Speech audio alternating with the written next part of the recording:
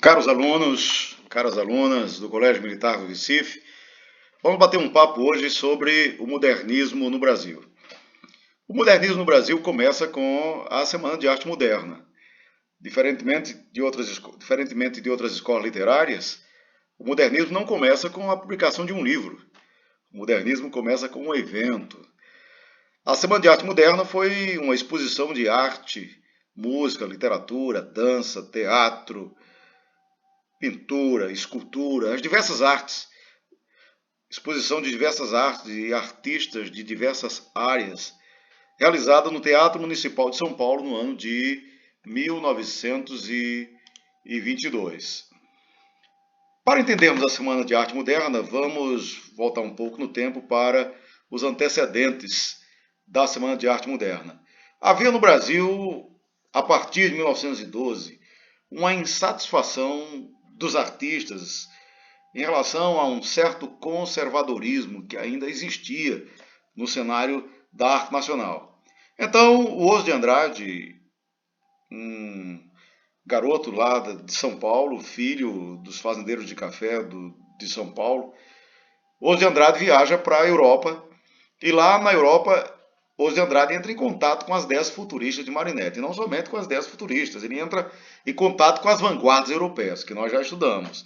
Entra em contato com o futurismo, entra em contato com o surrealismo, com o expressionismo e tantas outras vanguardas que estavam ocorrendo, que eram movimentos artísticos de insatisfação, de protesto, de crítica contra a arte tradicional, movimentos artísticos que buscavam novos caminhos para a arte brasileira e para a arte europeia, para a arte internacional. Em diversos lugares havia essa satisfação com os modelos artísticos então vigentes e havia entre os artistas o espírito de buscar o novo, o diferente, o original. Oswald de Andrade, em 1912, entra em contato com essas ideias da Europa e volta para o Brasil com essas ideias na cabeça e publica essa revista, O Pirralho. Publica a revista O Pirralho acreditando que ia fazer um mau sucesso. Mas, infelizmente, a revista foi um fracasso, porque não existia, em 1912, ainda no Brasil, ambiente para a aceitação dessa nova arte. Ainda havia muito conservadorismo no campo artístico em termos do Brasil.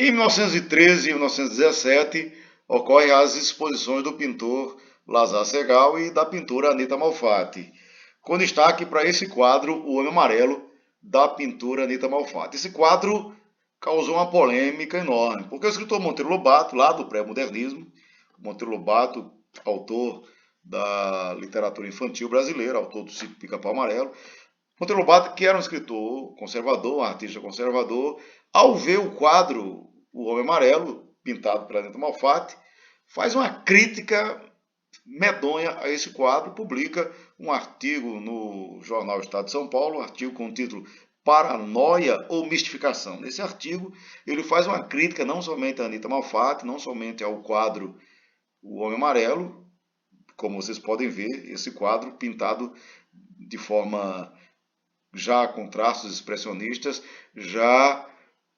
contrastando com a pintura realista existente anteriormente.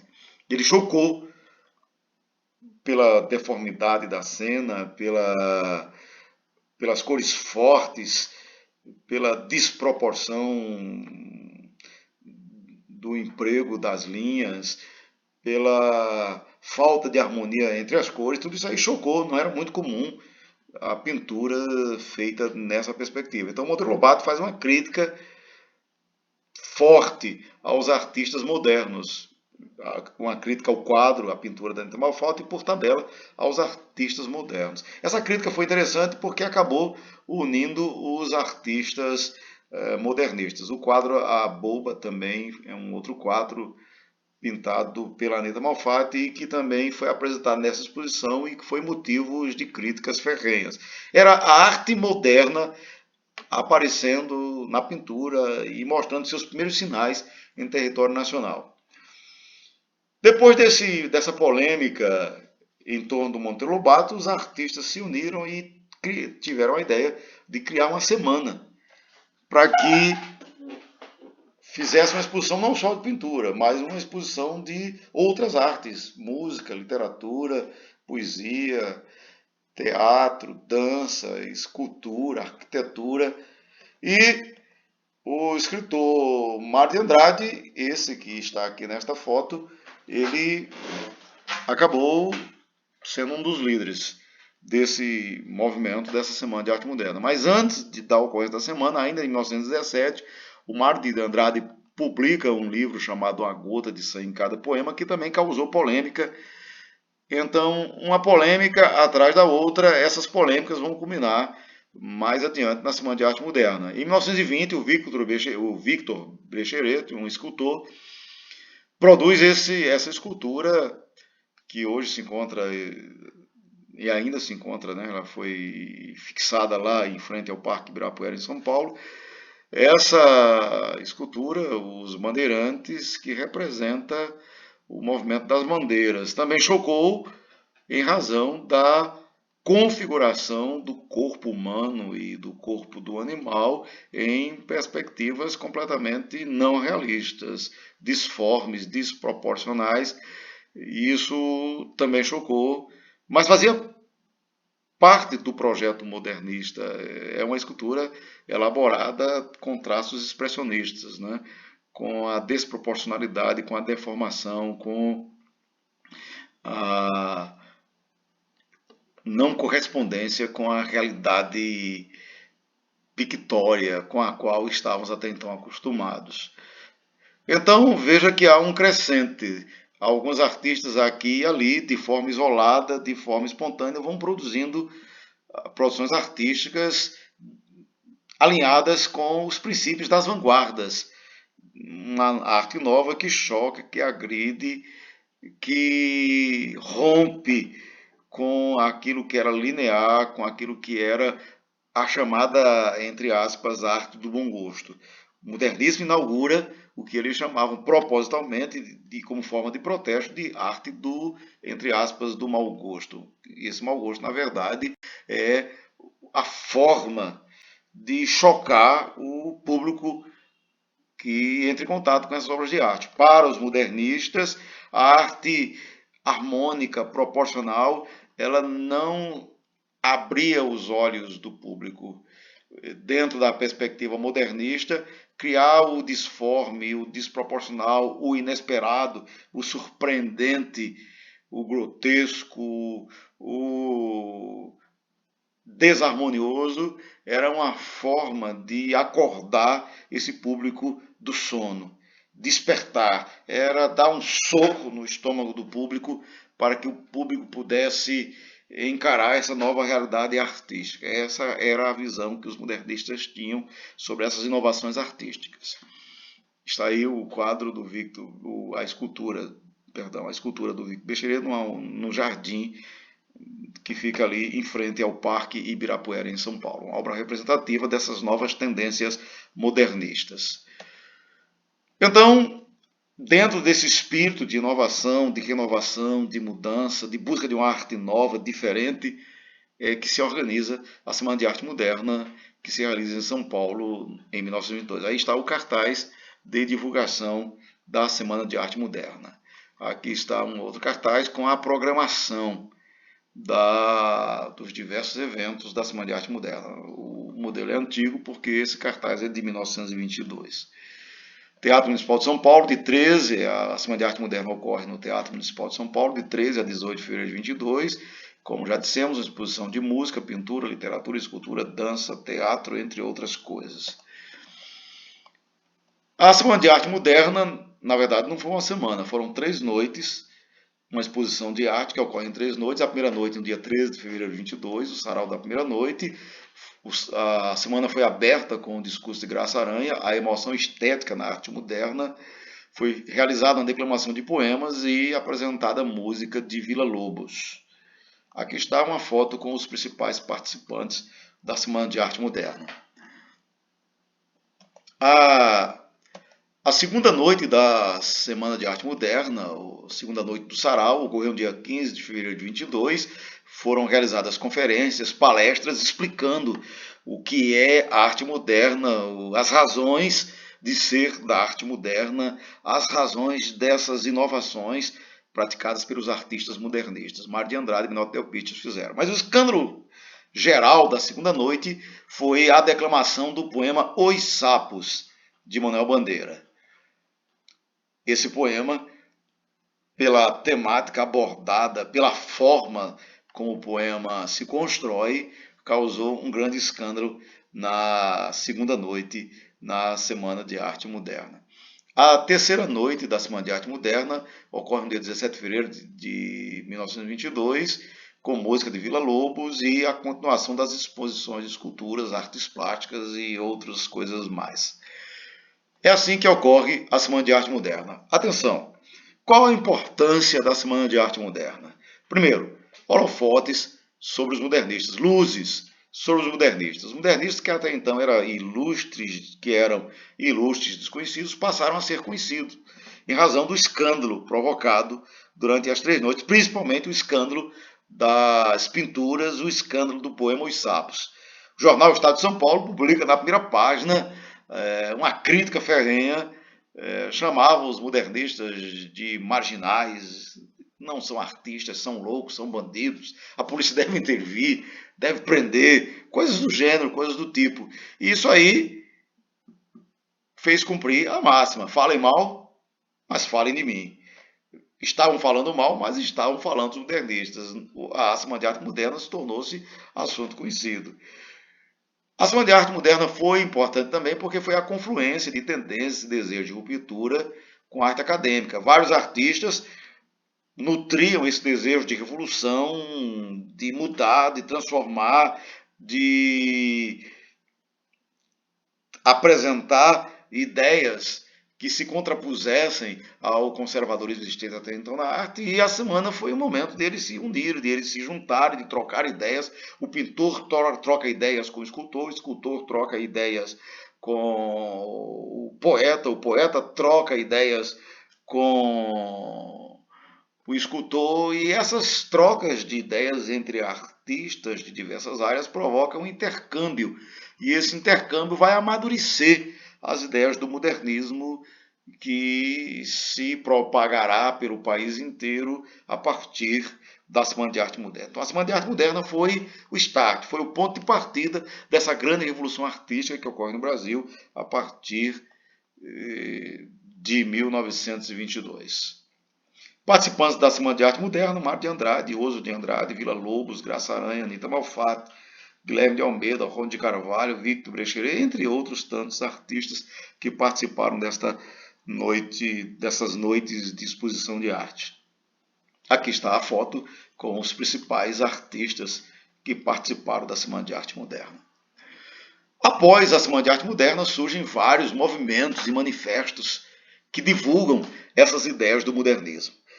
Assim como na Europa, os artistas têm ideias mirabolantes e nem sempre todos têm as mesmas ideias e acabam formando grupos mais díspares com as ideias mais radicais sobre arte. Aqui no Brasil nós tivemos também essas discordâncias, essas discrepâncias entre os artistas, essas brigas em algumas ocasiões, que acabou promovendo o surgimento de grupos diferentes, com ideias diferentes sobre como deveria ser a arte moderna. O poema Poética, de Manuel Bandeira, que é do livro Libertinagem, lembro que é paradidático nosso do primeiro trimestre, traz o poema Poética, do Manuel Bandeira, que sintetiza esse sentimento de satisfação dos modernistas com a arte conservadora, com a arte tradicional existente anteriormente ao modernismo, principalmente a arte realista e a arte parnasiana. Olha o que o Manuel Bandeira diz neste poema: estou farto do lirismo comedido, do lirismo bem comportado, do lirismo funcionário público com livro de pontos, expediente, protocolo e manifestações de apreço ao senhor diretor.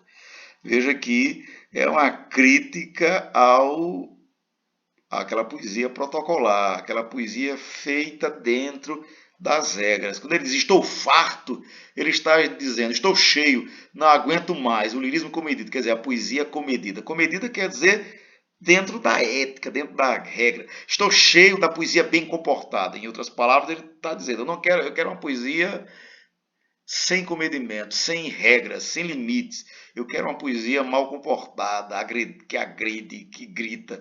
Eu estou cheio, estou farto do lirismo funcionário público, com livro de ponto, expediente, protocolo e manifestações de apreço ao senhor diretor. Veja que ele faz uma comparação entre a poesia conservadora com a poesia funcionário público. A ideia do funcionário público que não tem criatividade, que só faz o que está dentro dos regulamentos, que não inova, que não busca fazer diferente, que apenas está ali para carimbar documentos. Ele compara a poesia do passado a essa poesia funcionário público. Ele quer uma outra poesia. Estou cheio, estou farto da poesia que para e vai averiguar no dicionário o cunho vernáculo de um vocábulo. É claro que isso é uma crítica àquela poesia cuja linguagem não era acessível, não era compreensível, que exigia do leitor, para compreender o poema, ter que estar com o dicionário de lado. Ele diz, estou farto, estou cheio, eu não quero mais essa poesia, eu quero uma poesia que o leitor leia sem precisar de dicionário para compreender o que está escrito nela. Abaixo os puristas, ele chama de puristas. É claro que aqui é uma crítica direta aos poetas parnasianos, que eram justamente os poetas que escreviam poemas com esse vocabulário complexo, rebuscado, difícil, de palavras do fundo do dicionário, de forma crítica. Ele está condenando essa poesia parnasiana, rebuscada, complexa, purista. Olha o que é que ele está defendendo ao invés dessa poesia erudita, rebuscada. O que é que ele quer? Ele diz nesses últimos 3 versos da poética. Todas as palavras, sobretudo os barbarismos universais, ou seja, cabe tudo na poesia. A palavra que o poeta quiser colocar, ele pode e deve colocar. Todas as construções, sobretudo as sintaxes de exceção, ou seja, vale qualquer construção linguística dentro do poema, é o que o poeta está defendendo. Inclusive as sintaxes de exceção. O que são as sintaxes de exceção? Sintaxe é construção linguística, construção de linguagem, construção gramatical. Inclusive aquelas de exceção, que a gramática não aceita, não permite. Ou seja, o que ele está defendendo aqui é a total liberdade de expressão. É o poeta escrever sem preocupação com as regras da sintaxe, sem preocupação com as regras gramaticais. Todos os ritmos, sobretudo os inumeráveis. Ou seja, o poeta tem que ter liberdade total para escrever o seu poema. O seu poema não deve estar engessado em formas pré-estabelecidas. Ele está ao mesmo tempo criticando a poesia, o lirismo comedido, bem comportado, engessado dentro de formas e formas da poesia parnasiana, e está defendendo uma poesia livre, liberta. E você pode ver isso tanto, ele não apenas protesta, como a própria forma de escrita do poema. Veja que você tem versos curtos, versos longos, veja que ele não tem preocupação de escrever os poemas dentro de uma medida. Ou seja, são poemas sem metrificação. Lembrem-se que os poemas parnasianos eram poemas metrificados. Poemas em que todos os versos tinham a mesma quantidade de sílabas poéticas. Normalmente, todos os versos de 10 sílabas poéticas. Ou todos os versos em versos alexandrinos, de 12 sílabas poéticas. Aqui não. Não há estrofes organizadas. Lembra do parnasianismo, o soneto? As 2 primeiras estrofes eram quartetos. As 2 primeiras estrofes eram de 4 versos. As 2 últimas estrofes do poema tinham obrigatoriamente que ser tercetos, de 3 versos, para formar um poema com 4 estrofes. 4, 4, 3, 3. As 2 primeiras de 4 versos e as 2 últimas de 3 versos. E os versos todos do mesmo tamanho métrico, em termos de sons de sílabas poéticas, todos com 10 sílabas poéticas, ou todos com 12 sílabas poéticas. Este poema não. Esse poema nem usa a estrutura das estrofes, nem usa os versos sob mesma medida. Isso é o que nós chamamos de versos livres, porque não estão presos a uma medida, e brancos, porque são sem rimas. Cometido, comportado, diretor, vocábulo, veja que não há preocupação de rimar os versos. Olha o que ele prossegue. Estou farto do lirismo namorador, político, raquítico, sifilítico. Olha as palavras político, raquítico, sifilítico. É uma crítica à poesia namoradora. Isso é uma crítica ao romantismo, né? Que tem aquela poesia namoradora, sentimental, que ele chama de raquítica, sifilítica. Estou farto, estou cheio de todo o lirismo, de toda a poesia que captura qualquer que seja aqui fora de si mesmo, de resto não é lirismo. E aí ele prossegue. Qual é a poesia que ele quer? Quero antes a poesia dos loucos, quero antes a poesia dos bêbados, quero antes a poesia difícil e pungente dos bêbados, a poesia dos palhaços de Shakespeare. Veja que é a defesa de uma poesia liberta, irracional, onde os pensamentos irracionais, a liberdade do inconsciente, veja essa poesia dos loucos, dos bêbados, é a poesia do inconsciente. Veja que são traços da concepção surrealista, a ideia de que a arte deve expressar o inconsciente, o subconsciente do louco, do bêbado, dos palhaços, né? A irreverência, o deboche, a ironia própria, por exemplo, do dadaísmo. É isso que eles querem. Não quero saber de lirismo, que não é libertação. Em outras palavras, a poesia que ele quer é a poesia de libertação, contra, portanto, todas as regras. Nessa perspectiva, dentro do modernismo é proibido proibir, liberdade total. Veja o poema, a organização. Não há estrofes, não há disposição dos versos dentro de uma mesma estrutura. Os versos são versos longos, versos curtos, versos longos, versos médios. Há uma irregularidade dos versos. Isso, de maneira técnica, nós chamamos de versos livres. A ausência de rimas, chamamos de versos brancos. Isso é uma característica fundamental da escrita, da linguagem modernista. Além disso, vocês podem ver que, de um modo geral, a linguagem é facilmente compreendida. A simplicidade da linguagem é o que defende os poetas modernistas. Ok, principais movimentos e revistas modernistas. Revistas e manifestos. Depois do surgimento do modernismo, o modernismo se dividiu em diversos grupos, em diversos manifestos. Os principais foram o Movimento Pau-Brasil, o Movimento Verde e Amarelo, o Movimento Antropofágico. Existiram outros, esses são os principais.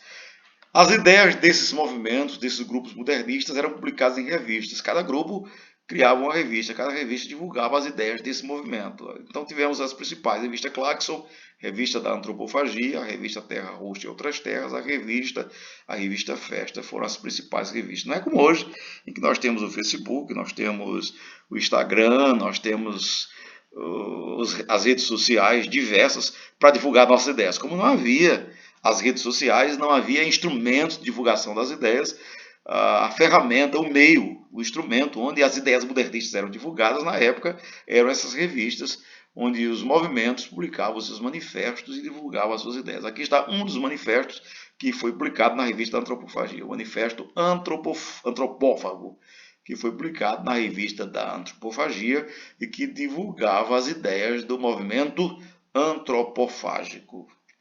Muito bem. Os principais movimentos, o primeiro deles, o movimento Pau-Brasil. O movimento Pau-Brasil defendia que a literatura brasileira deveria produzir uma poesia de exportação, ou seja, nós produzimos uma literatura para que os leitores estrangeiros lessem, para mostrar o Brasil, para mostrar nossa cultura, para mostrar as manifestações do nosso folclore, para mostrar o Brasil matuto, o Brasil do interior, o Brasil em sua cultura nativa, a literatura de cordel. Em outras palavras, para os modernistas, até o realismo, o Brasil consumiu uma literatura de fora, que era absorvida aqui dentro. Agora era hora de invertermos. Produzimos uma arte, uma poesia, uma literatura aqui dentro para mostrarmos para o mundo. Poesia de exportação. Eles fazem na poesia Pau-Brasil, por sinal, o nome Pau-Brasil é uma representação do primeiro produto brasileiro de exportação, o Pau-Brasil. Uma revisão do passado histórico brasileiro. Eles fazem uma releitura da história do Brasil. Há diversos poemas dentro da perspectiva desse movimento que fazem uma releitura da história do Brasil, contam a história do Brasil sobre um outro olhar, sobre uma outra perspectiva, normalmente uma visão irônica da história do Brasil, reescrevendo, mudando, transformando de forma sarcástica a história oficial contada até então. A busca de uma língua brasileira também era defendida pelo Pau-Brasil, ou seja, que os escritores escrevessem num português brasileiro e evitasse usar nos seus textos o português de Portugal, incorporando as expressões regionais, as expressões locais, incorporando as gírias, as expressões típicas e próprias do falar brasileiro.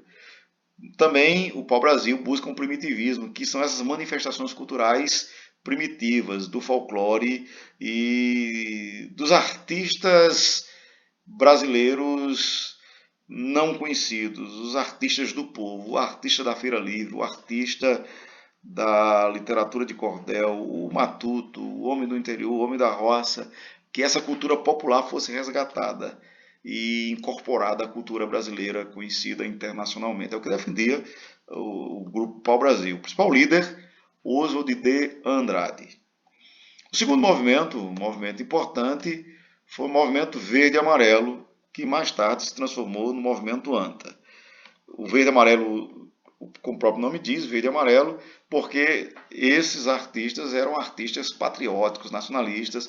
Eles defendiam que a literatura brasileira deveria principalmente exaltar as coisas do Brasil, exaltar o sentimento de pátria. Daí eles serem ufanistas. Brasil acima de tudo, ou seja, literatura acima de tudo, Brasil acima de todos, Deus acima de todas as coisas. Seria mais ou menos isso.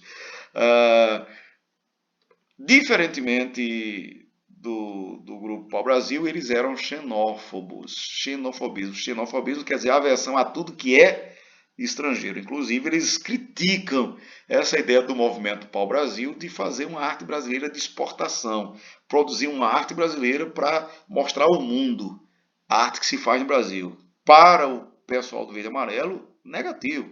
Teríamos que produzir uma arte para o povo brasileiro conhecê-la. Deveríamos difundir, divulgar a arte brasileira para o povo brasileiro. O movimento verde e amarelo, portanto, é um movimento de rejeição, de recusa de toda e qualquer influência da arte estrangeira sobre a arte nacional. Eles são avessos a toda e qualquer influência estrangeira e toda e qualquer preocupação do artista brasileiro de agradar a quem quer que seja do estrangeiro. A transformação do verde e amarelo no grupo ANTA é porque eles adotaram posteriormente a anta como símbolo do seu movimento, por a anta ser um animal símbolo da fauna brasileira.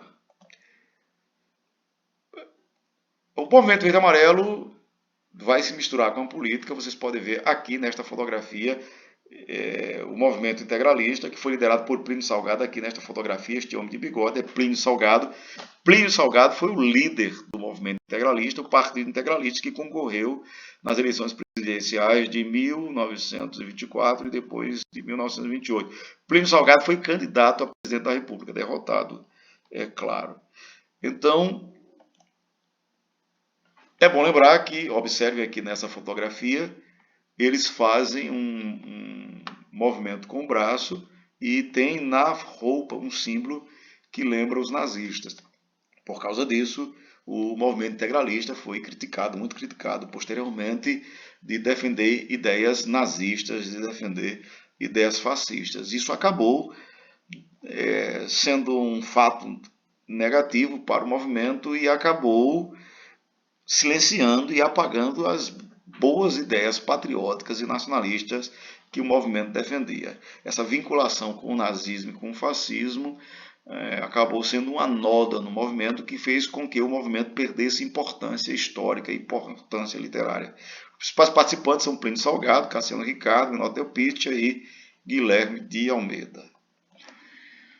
Após o movimento verde e amarelo, surgiu, com Oswald de Andrade, no ano de 1928, o movimento da antropofagia, que surgiu a partir desse quadro. O Oswald de Andrade, que foi o líder do movimento, vai na casa da Anita Malfatti e encontra esse quadro. O quadro Abapuru. Abapuru, que em linguagem indígena quer dizer comer gente, ou seja, comer carne humana. Daí o nome antropofagia. Antropófago. Agora é bom lembrar que o nome antropofagia para este movimento resgata a tradição indígena de comer carne humana, mas no sentido indígena. Porque para os indígenas, ao comer a carne não era qualquer carne humana que o indígena comia. Primeiro, ele só comia a carne humana em situações de guerra, quando ele aprisionava o inimigo. Ao aprisionar o inimigo, se o inimigo fosse bravo e valente, guerreiro, ele comia a carne do inimigo, acreditando que a braveza, a valentia e a coragem do inimigo, ao ele comer a carne desse inimigo, essas virtudes seriam incorporadas à sua alma e à sua vida.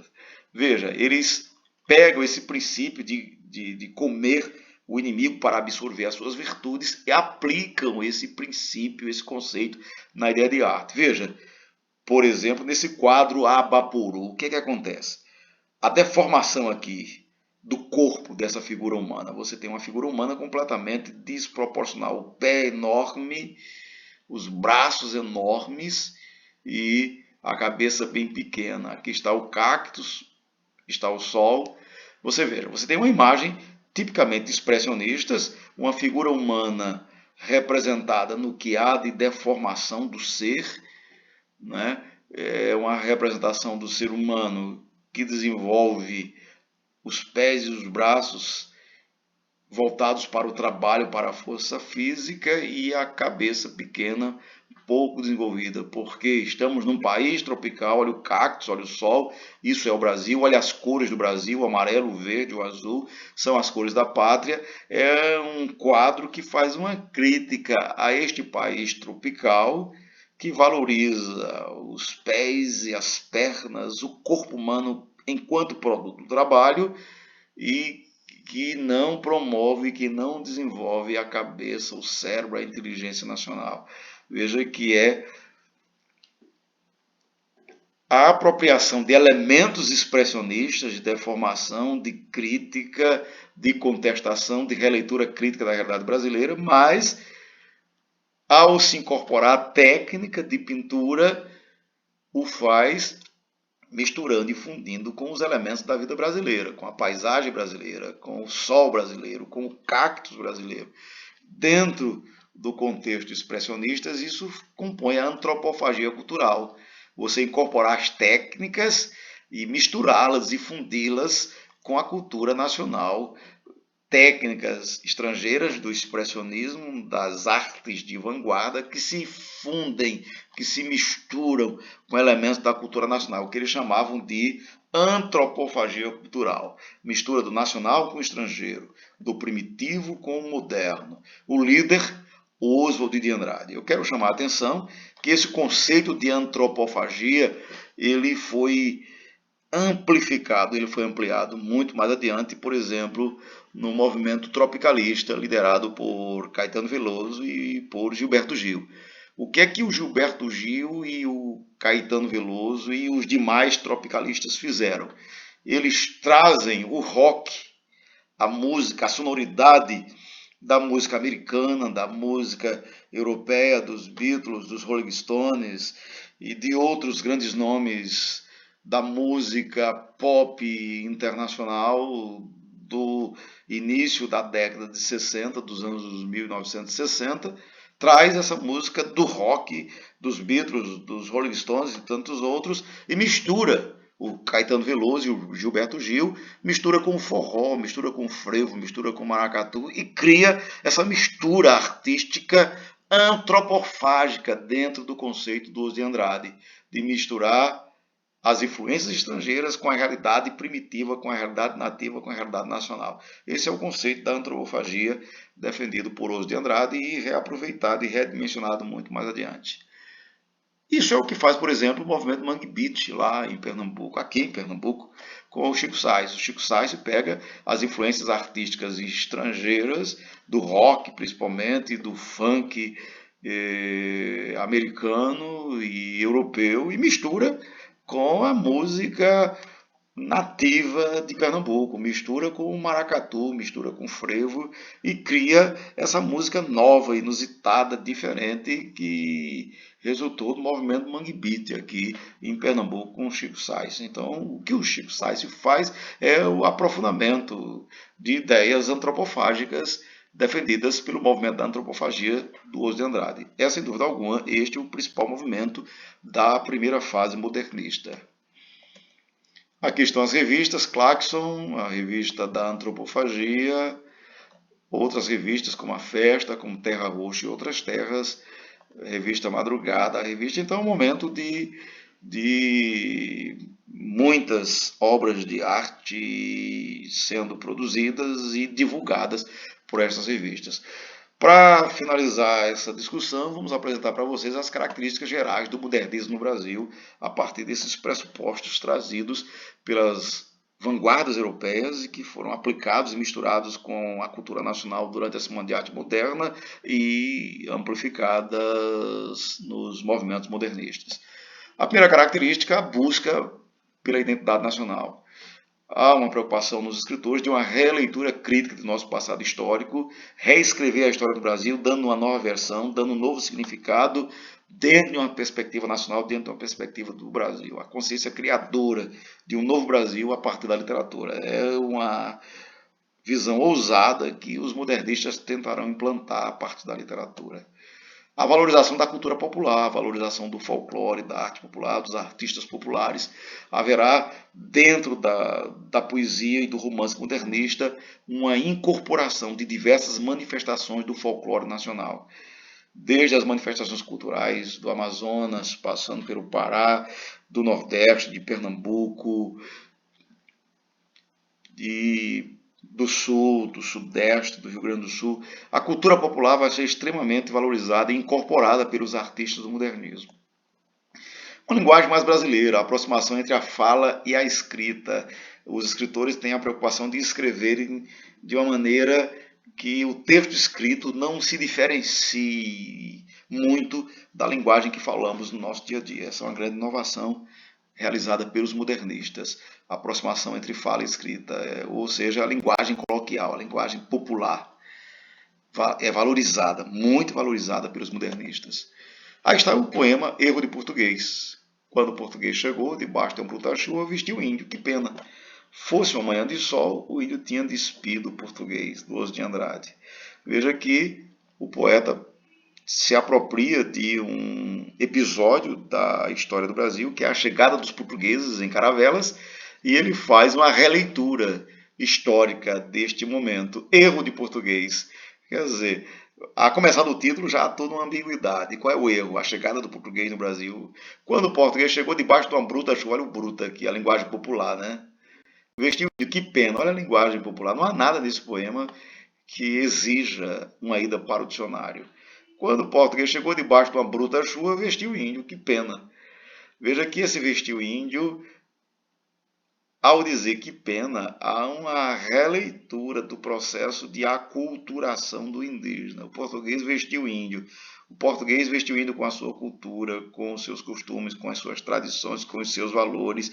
O português apagou a nudez do indígena. Quando se fala nudez do indígena, apagou o seu modus vivendi, apagou a sua forma de organização social, impôs uma outra forma de se organizar socialmente. Veja que é uma releitura do processo de colonização. Aí, de forma irônica, ele diz, se fosse uma manhã de sol, o índio tinha despido o português. Ou seja, de forma irônica, ele diz, que pena, seria bom que houvesse ocorrido o inverso, que ao invés de o português ter imposto, ter vestido o índio, ter imposto a sua cultura, os seus valores sobre os povos indígenas, que os povos indígenas tivessem despido o português, ou seja, tivessem feito o português viver a vida do indígena, ao invés de o indígena viver a vida do português. Eu chamo a atenção para a linguagem, mais uma vez, um poema simples, curto, sintético, não há rima, chegou, chuva, índio, pena, sol, despido, não há rima sequer, a ausência total de rimas, a linguagem simples, os versos irregulares, quando o português chegou, veja, 7 versos, vestiu o índio, vestiu o índio, apenas 3 sílabas poéticas, os versos todos irregulares, versos grandes, versos pequenos, não há uma organização métrica de estrofes, é a liberdade de expressão total, além da crítica ao fato histórico. Isso é modernismo. O poema é simples, mas é isso. O modernismo, principalmente nessa primeira fase, não está buscando aprofundamento, está buscando libertação, está buscando inovação. Olha esse poema, Brasil. Brasil. Para começar com o Brasil com B minúsculo, né? O Zé Pereira chegou de Caravela e perguntou para o Guarani da Mata Virgem: "Sois cristão?" "Não. Sou bravo, sou forte, sou filho da morte." Teterê, tete, quizac, quisasqueci. Lá longe a onça resmungava. Uau, E o negro zonzo, saindo da fornalha, tomou a palavra e respondeu: "Sim, pela graça de Deus." Caim, babá, cum, cum. E fizeram o carnaval. Veja que nesse poema há essa estrutura carnavalesca, irreverente, debochada, irônica. Isso é próprio do modernismo. O poema é também uma forma de protesto irônico, inovador. Veja, nós não temos esse tipo de poesia antes do modernismo, né? Com esse tom sarcástico, irônico, debochado, essa brincadeira, na verdade, de fazer poesia. Mas essa brincadeira de fazer poesia tem uma finalidade, tem um objetivo. É buscar o novo, diferente do inovador. Como dizia o Raul Seixas, é preferível ser essa metamorfose ambulante do que ter aquela velha opinião formada sobre tudo. Eles comungavam com essa ideia mais tarde compartilhada por Raul Seixas, né? Pode ser que alguém leia esse poema e não goste, mas é novo, mas é diferente, mas é original. Dentro desse poema eu chamo a atenção para a questão da nova visão da formação do povo brasileiro. O Zé Pereira que representa o português, né? O povo português, Zé Pereira chegou de caravela, são a chegada dos portugueses. E perguntou, é interessante, perguntou a quebra das regras gramaticais, o uso da linguagem popular, da linguagem colocada, a fala errada do povo é incorporada ao texto literário. Essa é uma marca dos modernistas, principalmente nessa primeira fase. Perguntou para o Guarani é o indígena, né? Perguntou para o Guarani da Mata Verde, sou cristão, veja que é o português aqui tentando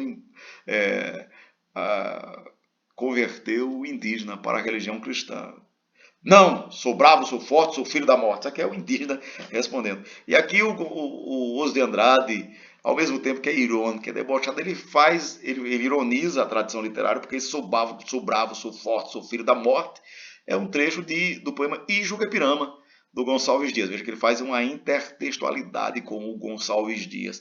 Ao mesmo tempo, e de forma irônica, mas ao mesmo tempo prestando uma homenagem a esse misto de ironia, deboche e homenagem à nossa história literária, né? E aí o indígena, né, responde à pergunta do português, teterê, tete, quizac, quizac, isso aqui é uma representação sonora dos sons das tribos indígenas, que é uma referência à sonoridade da música do Gonçalves Dias e ao mesmo tempo resgatando do ambiente, a ambiência cultural, sonora, musical das tribos indígenas, onde se dá o primeiro contato entre brancos e índios. Lá longe a onça resmungava.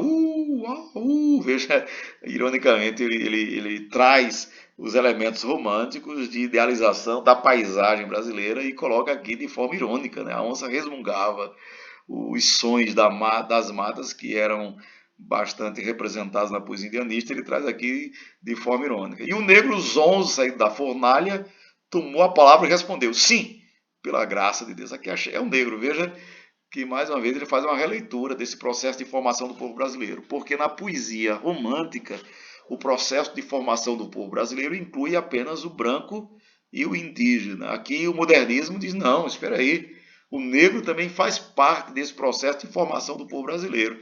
E aí, de forma a realizar um empoderamento negro, ele diz, o negro zonzo, saindo da forma, quer dizer, acabado agora de ser fabricado, tomou a palavra. Esse tomou a palavra é importante. Não foi dada a palavra, ele tomou a palavra, ele exigiu fazer parte desse processo de formação do povo brasileiro. Ele também entra nessa composição dessa identidade nacional. Veja que essa preocupação romântica, preocupação moderna, que era uma preocupação romântica de construção da identidade nacional, mas os românticos, ao construir a identidade nacional, excluem o negro. Os modernistas reconfiguram essa identidade brasileira e, além do branco, do índio, também há aqui a presença do negro. E em outros poemas, em outros textos literários, o modernista vai incluir não somente o branco, o negro e o índio, vai incluir os imigrantes, o italiano, o africano, o turco, enfim, todos os povos, todas as línguas, todas as gentes que vieram e aportaram no Brasil, que compõem esse povo brasileiro, serão representados e valorizados na literatura modernista, nesse projeto de construção da identidade nacional. E é interessante aqui na resposta do negro, sim, pela graça de Deus, Caim babá, isso aqui é a carnavalização, né? E fizeram o carnaval, que é, no caso aqui, uma representação dessa mistura de raças, de culturas, de gentes. Vejam, é a preocupação do modernismo, de trazer para dentro do texto literário essa nova identidade múltipla, diversa do povo brasileiro. Outra característica do modernismo, a liberdade formal, já demonstramos no poema Poética e nos demais poemas, os versos livres. Versos livres quer dizer versos desiguais, sem preocupação com a métrica. Versos brancos, versos sem rimas. São os versos desorganizados, irregulares e sem rimas, sem preocupação com rimas. É uma marca modernista. Pesquisa estética, experimentalismo, buscar novas formas de se fazer poesia, de se fazer arte, de fazer cultura, de se fazer literatura. Ver a arte com os olhos livres, sem estar preso a formas prefixadas ou pré-estabelecidas. O humor, a irreverência, como nós vimos agora há pouco nesse poema, a focalização do cotidiano, cenas do dia a dia, cenas da vida comum, agora são extremamente valorizadas no modernismo. A análise crítica da realidade brasileira, a denúncia dos problemas brasileiros, o modernismo vai ter essa preocupação. O anti-academicismo, a construção de uma arte que desconstrói a arte acadêmica, que desconstrói a arte tradicional. A valorização de assuntos até então considerados não poéticos. Na literatura, na poesia, vale tudo. Tudo é permitido dentro do texto literário. Essas são as principais características do modernismo como um todo e que estão presentes na primeira fase modernista. Ok? Por hora é só. Voltaremos mais tarde, em outro momento, em outro bloco, para apresentar os principais poetas da primeira fase ou da primeira geração modernista. Felicidades, até a próxima.